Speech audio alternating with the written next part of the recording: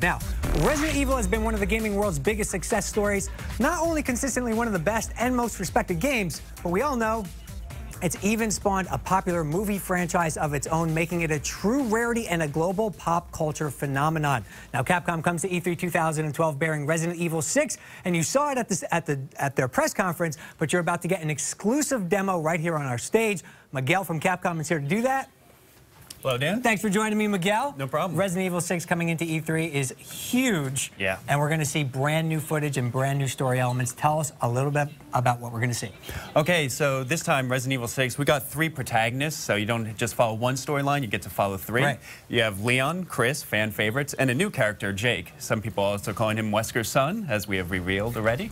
And Jake is a unique character because he doesn't fight the way other characters do in this game. He's got a few extra special moves that none of the other characters can do. So I think fans of the series will welcome him as a new addition, something special to play as. Yes, now we saw Leon gameplay during the press conference, but now we're going to see him right here. Walk us through exactly what we're seeing. Okay.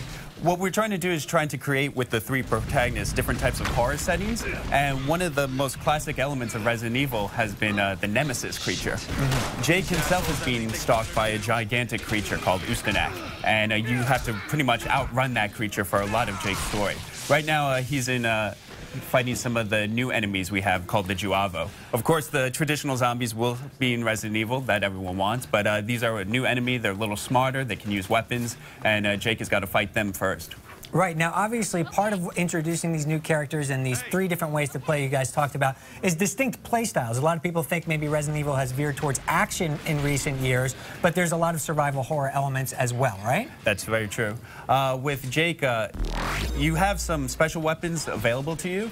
Some classic powerful weapons will be strewn around stages, but you do have to manage your ammo, and you can't just fire wildly and hope you can find bullets wherever they are.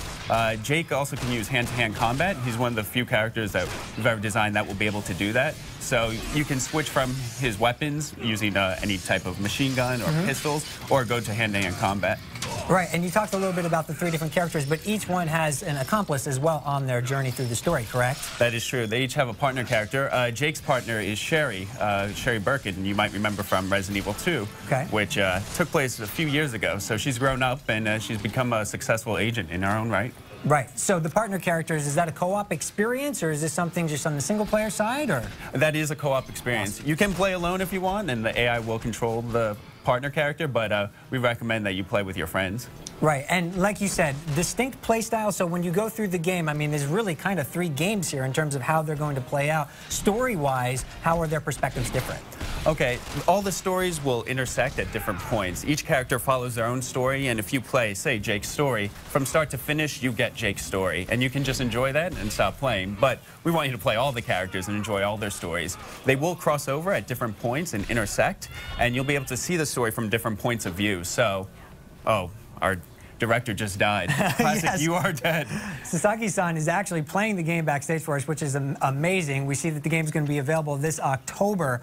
And talk a little bit more about the character interaction, obviously, from a story perspective. Where does it take place in regards to Resident Evil 5? This takes place a few years after Resident Evil 5. It's set in 2013. A lot of our Resident Evil games, as fans know, we try to set them as close to real time as we can. So the characters do age, which is probably rare for a lot of gaming franchises. Right. So talk a little bit about the difficulty level as well. Obviously, we just saw a character die, but what are you trying to do here in terms of reaching a new audience, but also appealing to that hardcore gamer who's been with the franchise for a long time? We're trying to give everyone the opportunity to enjoy this game. Right. So we're hoping that for new players, they have the weapons, the tools they need to play this game. We want to make it more intuitive. The controls are more organic. I think, you know, in the past, the controls weren't always what everyone wanted them to be. I think we've really got them to where they should be. The director himself, Sasaki-san, he's been following all the gaming trends, seeing where action gaming is going, and he's trying to incorporate a lot of those elements that people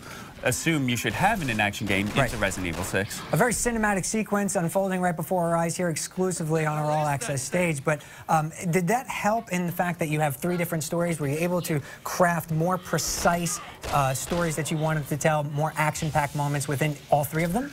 Yeah, that's exactly what they wanted to do. It seemed the development team themselves had so many different ideas, they didn't know where to go, and eventually they decided on, well, why don't we do all of them and try and merge them, and then that way you don't have to force gameplay on certain characters and make it feel awkward. We can just match the gameplay to the character and their story, so everything feels more synthetic, more natural in that regard. Right. All right, well, it's looking awesome, Miguel. We really appreciate you showing us Resident Evil 6 here on the stage. Now,